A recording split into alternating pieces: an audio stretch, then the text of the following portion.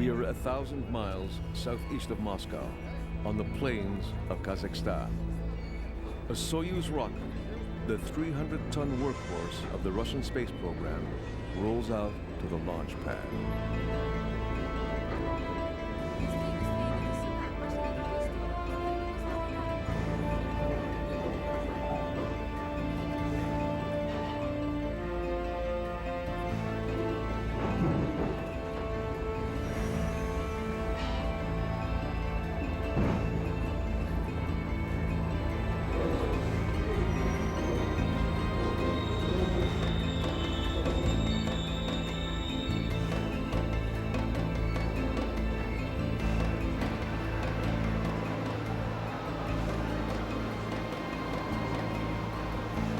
This is the Cosmodrome at Baikonur, a sight few Western eyes have seen. Under the old Soviet Union, it was so secret, it wasn't even on the maps.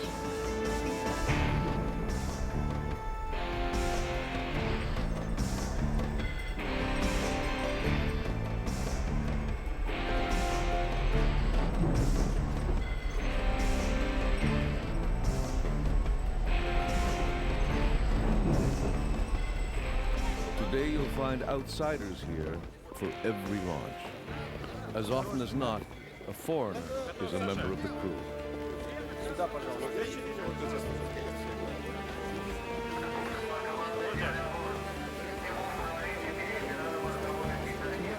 The launch pad has a long history. This reliable technology has launched over 1,000 rockets. Most were never seen by the public. Now the days of secrecy and suspicion are gone. Nations of the world are banding together to build the first permanent international space station.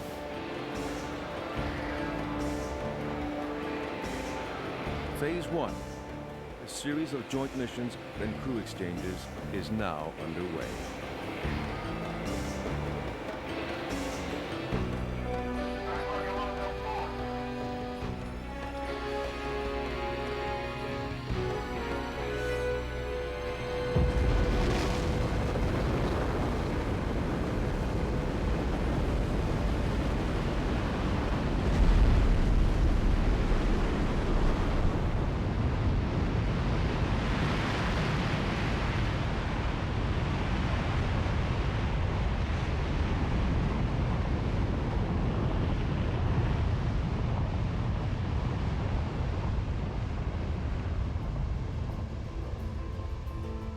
Destination, the Russian space station, Mir.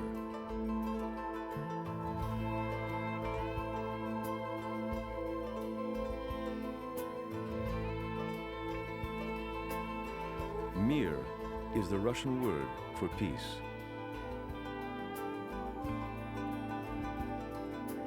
There's a lot of hardware in orbit, but this space station, with the hopeful name, is the most complex of all. It's been home to scores of men and women for more than a decade. They come and go in a Soyuz spacecraft, docked there on the right. In 2s and 3s, they've lived in that central module, some for more than a year at a time. At first, that was the whole of Mir. The rest has been added over the years. Moored on the left is Progress, an unmanned delivery truck that brings up supplies. Then it takes away the garbage and burns up as it enters Earth's atmosphere. And now there's another visitor to Russia's Mir, an American citizen. Astronaut and scientist Shannon Lucid. She's a veteran of 4 shuttle flights and has already logged over 800 hours in space. She's the first American woman to live on Mir, and she's very much at home. I think I'd been up on Mir, about 3 months when the first Progress came, and we opened it up. Then Yuri would say, you can just smell all the fresh fruit and vegetables that are here. So we dug around and we got those bags out, and for that lunch we had fresh tomatoes and onions. I think that was about one of the best meals I've ever eaten in my life. It was just great. Shannon grew up in Bethany, Oklahoma. One of the cosmonauts was born in Russia, the other in Ukraine. Well, one night, Yuri and I were sitting, well, sort of floating around, just talking about our childhood. Here we were, three people. We grew up in two different countries, and we'd been working together and having a real good time together. And that was just amazing to us, how the world had changed. We got talking about, when I was growing up, how afraid America was of Russia. And then they were explaining to me how afraid Russia was of America.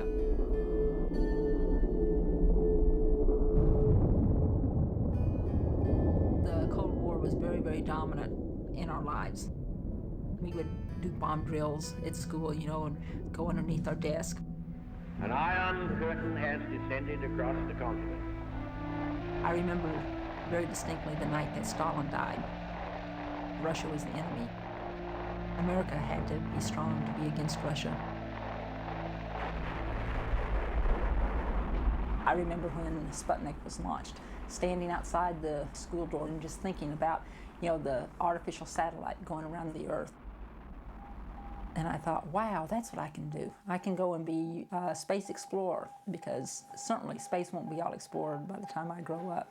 Says Mr. Key, the Soviets will overtake America and then wave bye-bye.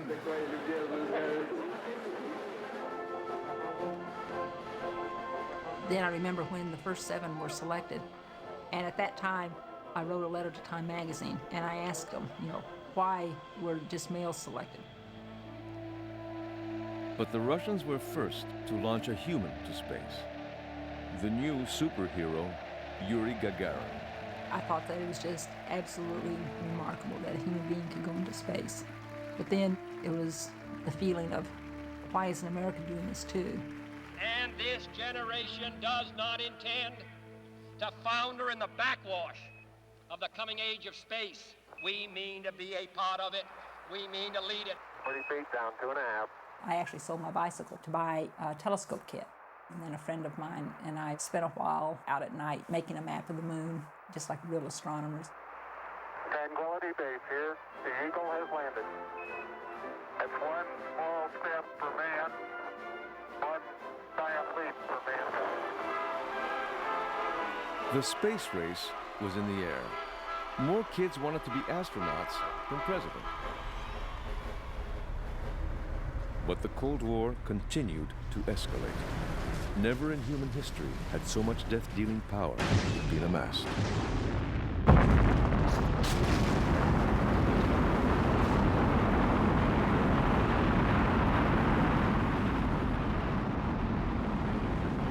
But even the threat of annihilation couldn't smother the human urge to explore. In the U.S., Titan missile carriers also launched the scientific probes Viking and Voyager to survey the planets. Some of the Soviet rockets that came off this weapons assembly line were earmarked for space exploration too. Then in 1975, the first joint U.S.-Soviet mission in space, Apollo-Soyuz, ignited hope for future cooperation. As tensions cooled further, new partnerships emerged, and American companies began successful joint ventures with the rocket builders at Khrushchev. Then it seemed almost overnight the Cold War ended. The Soviet Union was gone. These workers woke up in a brand new country. The new Russia now had the Mir station. The US had the Shuttle. American and Russian leaders agreed. Why not combine these great assets and explore space together? Ambitious new joint missions have begun. Astronauts are here in Russia, training side by side with cosmonauts. The first challenge to overcome, culture shock. One of the reasons why I volunteered for this program is that I thought it would be a real challenge to be able to communicate with somebody else in a different language. You know, find out a little bit about life there in Russia. These are the children of the new Russia. They're also the children of cosmonauts. Cosmonaut Vladimir Dezhurov and his family live here in Star City.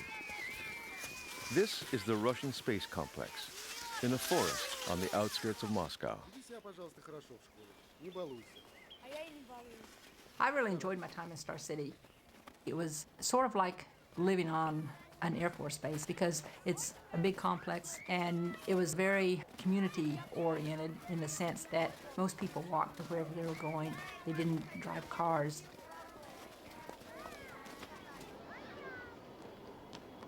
Star City is also home to the only full-sized model of the Mir station. Now it attracts a steady stream of American astronauts who are getting acquainted with the station and how it operates. Not only do they learn every detail about Mir, they do it in a different language.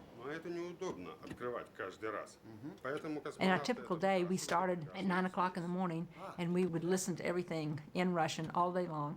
There were weeks at a time where the only English I heard was when we were walking back and forth to class. Charlie Precourt isn't Russian. He's an American astronaut, born in Massachusetts.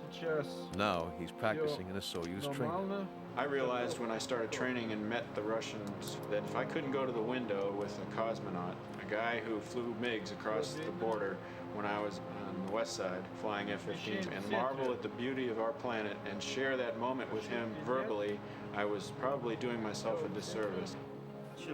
Soon Charlie will share that moment with these cosmonauts when the shuttle docks with Mir for the first time. Anatoly Solovyev, on the left, has already logged more than 6 months in space. Next to him is cosmonaut engineer Nikolai Budarin, making his first flight. If anything goes wrong in space, the Soyuz is their lifeboat.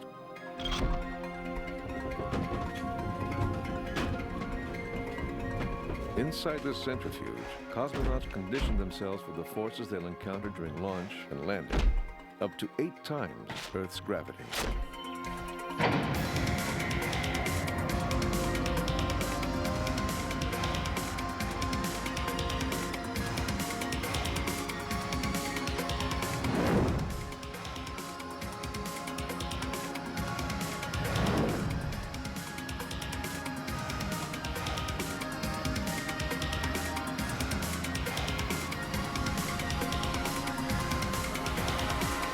For cosmonaut and astronaut alike, the zero-G experience is basic training.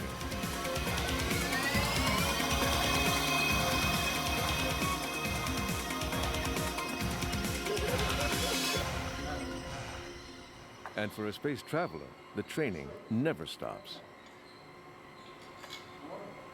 The Cosmonaut Gymnasium is a great place for all the cosmonauts and astronauts to get together, especially at the end of the day.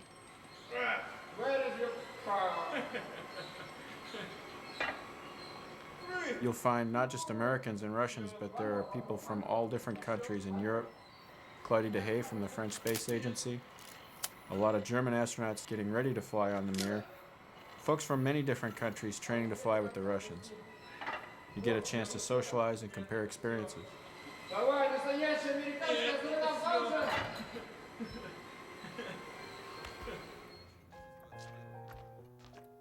Anatoly and his family live in a comfortable apartment in Star City. I have lived in Star City for 20 years. I have a wife and 2 sons. And I have a dog. Anatoly and Nick will train for their shuttle launch in Texas. Now it's their turn for some culture shock. When we first came to Texas, it was quite unusual for us that we were so popular. Every day we were asked to a social occasion, and this was very, very pleasant for us. This is the home of astronaut Ellen Baker. She and crewmate Bonnie Dunbar will join Charlie and the 2 cosmonauts aboard Atlantis, the first shuttle to dock with Mir. Chicken. And the handoff has been completed. This is the first mission to exchange Russian and American crews. It'll bring back Norm Thagard, the first American to live on Mir. Norm and his cosmonaut crewmates have been 4 months in space. 10, 9, 8, 7, go for main engines.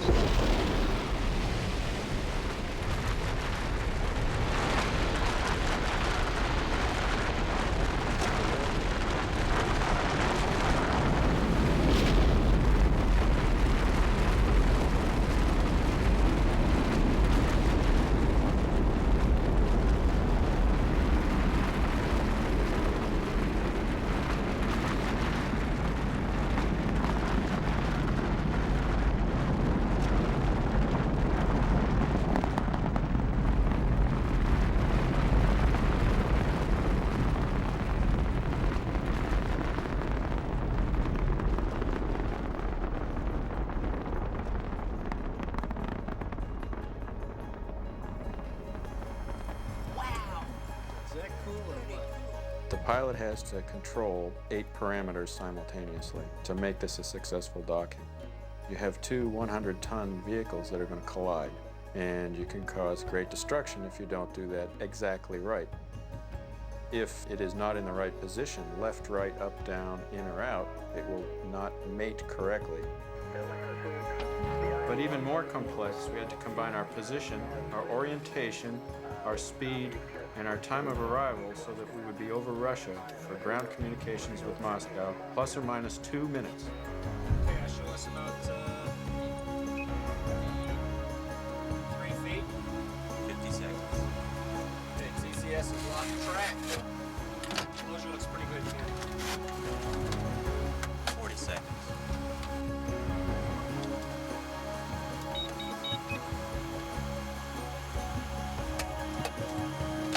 So it's 2 feet. 25 seconds. Okay, we have overlap. 0.1, 106, 8 inches. 1 or 106. 4 inches. Now. We have capture. Capture. Camping is on. Clock is running. Ring of line is flashing. Yes, it's on fire. We have ring of line. Mission Commander Hoot Gibson opens the hatch.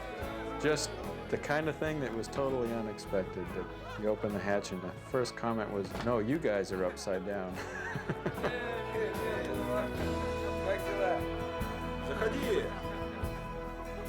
Congratulations, Space Shuttle Atlantis, Space Station Mir. After 20 years, our spacecraft are docked in orbit again. That sound means they're coming up on a communications site. Anatoly, being the veteran cosmonaut that he was, had been there many times before. For Nikolai, it had to be very exciting because this was his first visit to the Mir.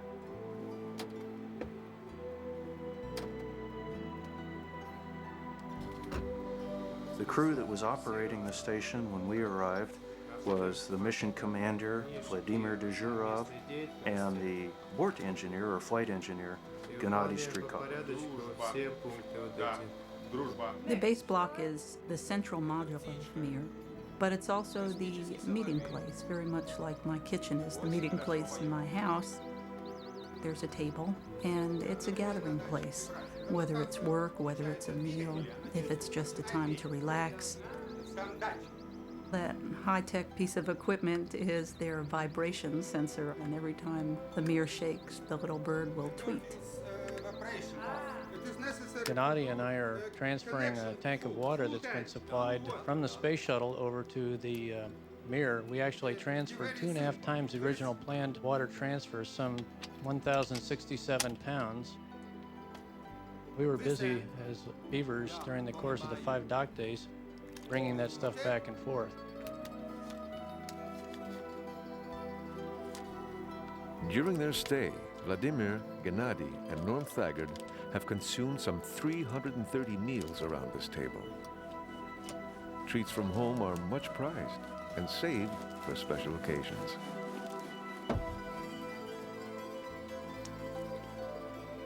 This will be Norm's last sleep on Mir. Norm was the only American ever to ride a Russian rocket to space. He had studied Russian for about 3 years before the flight. We learned a lot about the psychological aspects of family separation from Norm's stay on the Mir. One of the things we've suggested for the future space station, it's in Russian a kayuta, which means stateroom. You can also see the window, which is a very nice feature because you could look out and see the Earth or the stars.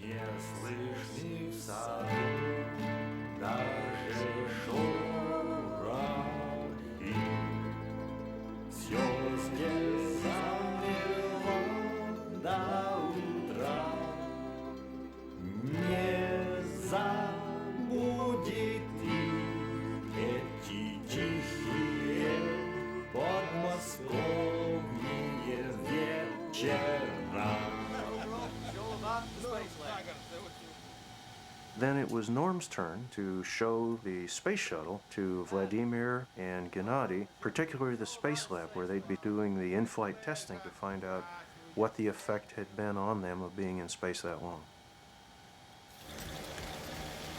We make some measurements to help us understand how the body has adapted over a long period of time. We make similar measurements after return to Earth to see what the body has done in readaptation. We had a new system for seating and re-entering the long-duration crew members. The backs of the seats are on the floor, and you see we made room for their feet in the lockers there. Sit with that anyway, can't you? This gave them a little extra G protection and made for a very soft landing. Move your head back. In 24 hours, they'll pack everything up. Good fit? The orbiter will undock from Mir and return home. Anatoly used to call us the hurricane. He'd say the Uragan Proshol, which in Russian means the hurricane has blown through. When we left, we shook hands with Anatoly and Nick, closed the hatch, and you knew that it got very, very quiet on their side. It's a bittersweet moment when you leave friends behind and you watch the two vehicles separate. It's a very true thing that the hurricane has blown through, and you know that you're saying goodbye and you don't really want to.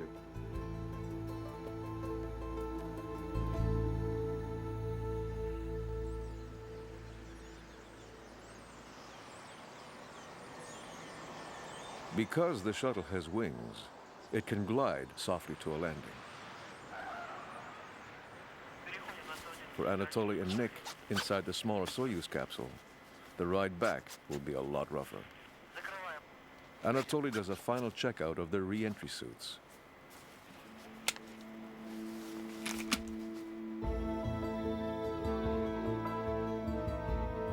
Soyuz undocks from Mir and the two cosmonauts head for home. They'll aim for the plains of Kazakhstan. Soyuz isn't a glider like the shuttle. The only way to land this spacecraft is to parachute straight down to the ground. You have to prepare yourself. This is a strong impact. To cushion the blow, they fire retro rockets 2 seconds before they hit.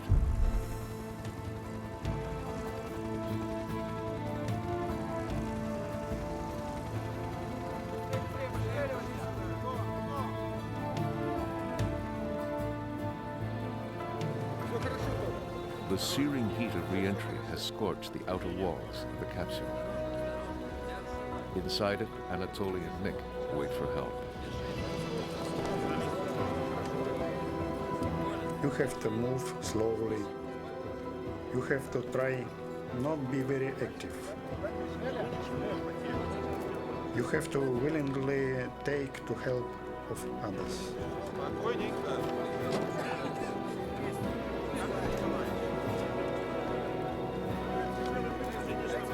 You should not try to be heroic, because you are not used to sudden gravity.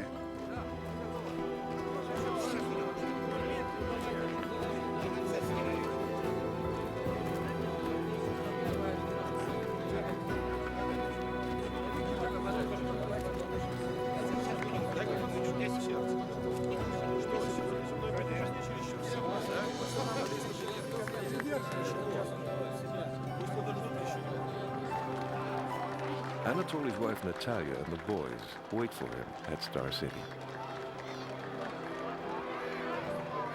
Of course, you think about this moment many times. You think about how you're going to meet, how you're going to see each other. I think it is difficult to express in words.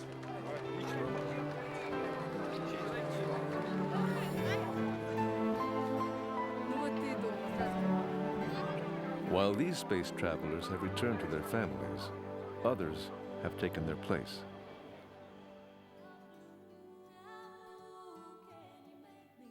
As the crews have come and gone, Mir has blossomed from a tiny outpost to a palace in space. It looks sort of like a porcupine, and you wonder what all these quills sticking all over it might be. Well, these are the solar arrays. This is what provides power to the station. Every time anybody enters Mir for the first time, it really is an eye-opener as to the lack of storage space and how much equipment has accumulated up there over the years. Imagine living in the house that you now live in and you haven't thrown anything away for over 10 years, and then you bring in some new things. Well, where are you going to put it? With large pieces of equipment and supplies to move, finding your way through the maze isn't easy.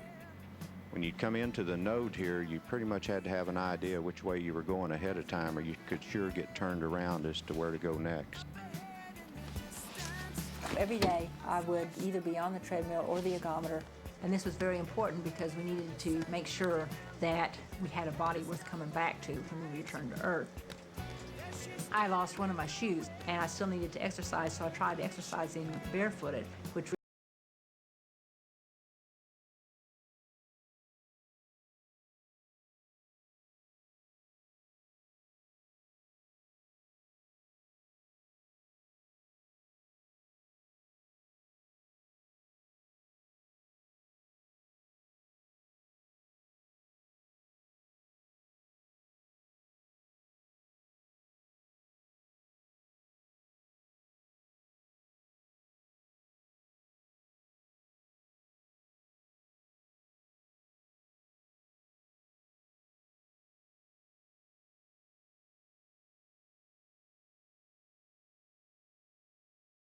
latest addition to Mir. It's loaded with scientific experiments from the US, Europe, and Russia. The research done here today is vital for the planning of the future International Space Station. From each experiment, we learn more about the space environment and how to survive outside the shelter of Earth. There's no water. There's no soil. The station depends absolutely on the resupply for its being, for everything. There's no means of cultivating anything. we took wheat seeds and they started to grow. And just before I left Mir, the wheat seeds had formed baby seeds. What we need to get to, if we're ever going to go to other planets, is the ability to grow and regenerate in the spacecraft itself.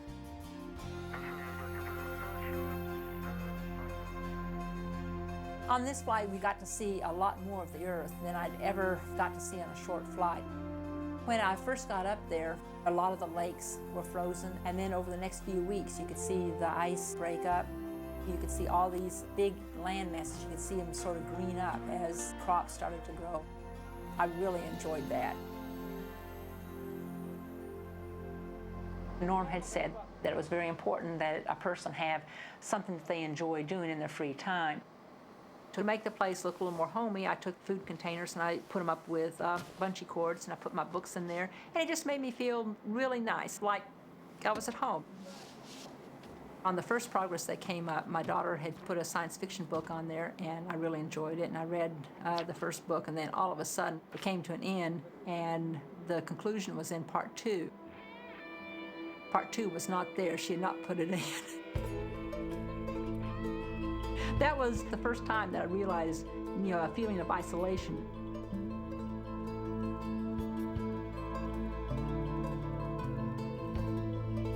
Then, some unexpected news from Earth. NASA has detected a problem with the Space Shuttle rocket boosters. They were used to lift Columbia into orbit 2 weeks ago. That could mean astronaut Shannon Lucid will be staying on the Russian space station Mir longer than planned.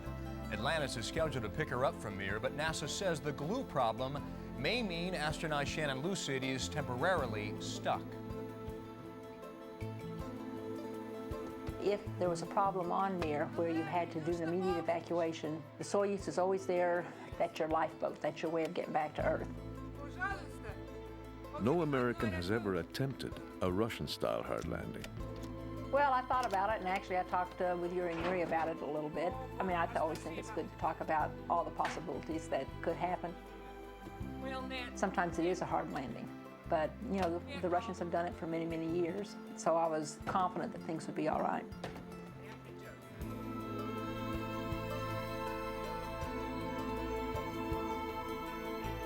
My daughter sent a message up to me and said, well, don't worry, Dad's taking care of everything, you know. He was doing a little laundry last night and he put Windex in instead of the Clorox.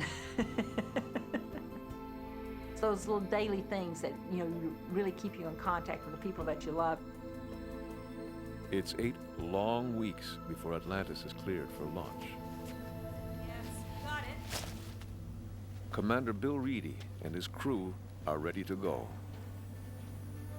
The actual night of the launch, when you go to the pad, the vehicle is alive and the wind is blowing and you hear the hissing and clanking, and the only people that are there are the folks that strap you in.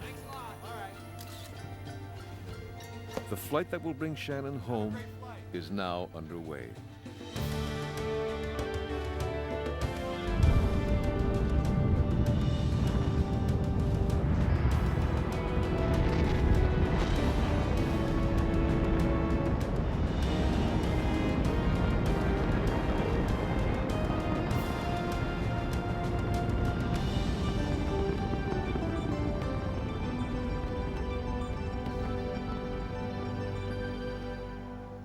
As you get closer and closer in the rendezvous, you need to focus on the task at hand, which is actually to resupply the Mir with food and clothing and water and even air. And of course, there's Shannon that's waiting for us. Rescue me, or take me in your arms, rescue me. I want your tender charm, 'cause I'm lonely. Atlanta, Houston, we have a vision of loveliness coming down in the TV view here. And finally, you get to the moment where you're in the docking system, looking through a small little window, and you can see the faces on the other side, and you can just feel the anticipation.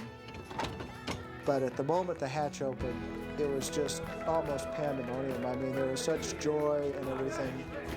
It was just a fantastic moment.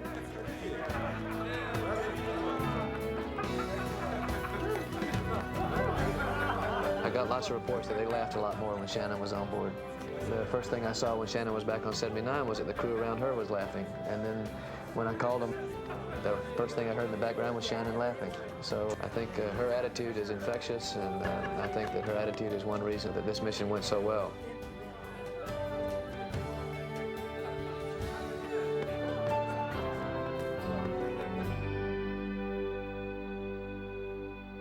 Now John Blaha will carry on the work begun by Norm Thagard, Shannon Lucid, and many cosmonauts. They are the true pioneers, the first settlers of this new territory beyond Earth. Others will follow, but this is John's room now. It's still adorned by Shannon's birthday balloon, and she's left him her beloved library too. But I told John he was going to have a great time, and, you know, just to take each day as it comes and enjoy that day. There we go.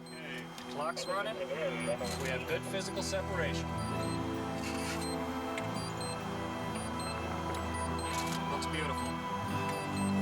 Okay, hold on 2 seconds. Inertial, pedals free, executing opening regular. Watching Mir recede, I was saying goodbye to my home for 6 months. I was also saying goodbye to my friends. So it was really with mixed emotions that I said goodbye.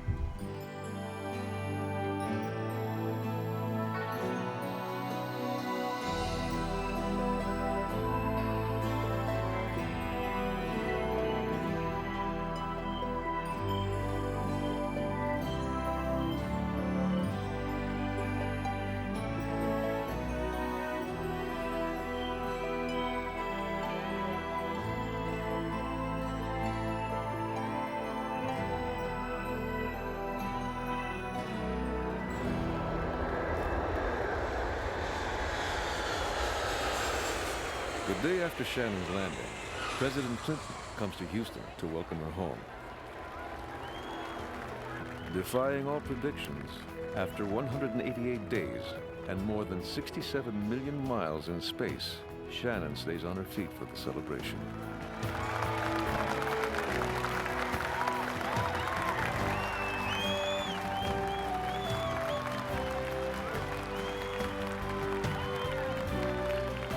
I mean, there are many times when I was up on Mir that I would think, wow, who would have ever thought that a child from Oklahoma in the 50s would have grown up to spend 6 months on a Russian space station with a couple Russians. I mean, it was just something that you wouldn't have put in your fiction novel if you were writing one. When Dr. Lucid was in the 8th grade, she wrote an essay saying she wanted to be a rocket scientist. She was told by her teacher there is no such thing as a rocket scientist, and if there were, it wouldn't be a woman. Well, our space pioneers reflect the very best, and Dr. Shannon Lucid today stands tall among them all. We are grateful for her. We welcome her home. Thank you.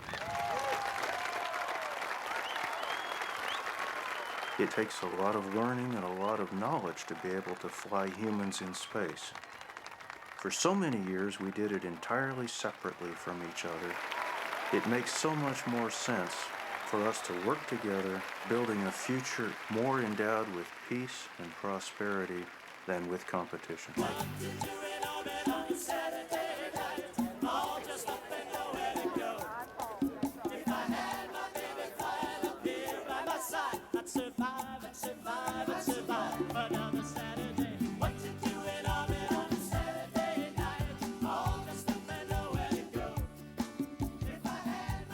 We are building a bridge to the future. Cooperation will make it stronger. There may be obstacles along the way, but our children will reach the planets. New worlds are theirs to discover. How neat it would be if the United States and Russia could cooperate and go to Mars together and choose us to be the crew.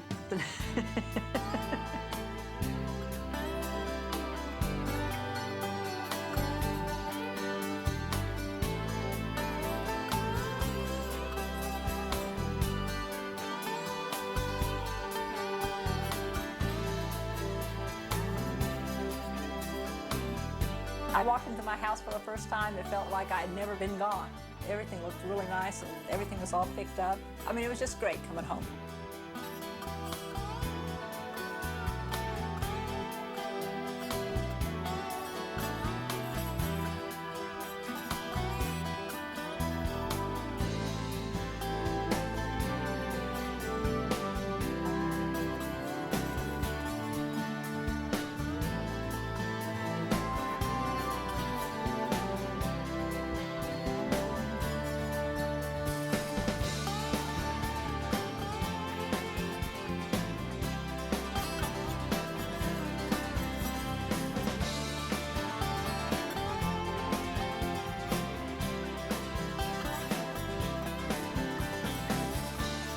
A couple of first comments my kids made was how gray my hair had gotten and how skinny my arms looked. They sort of call it like it is.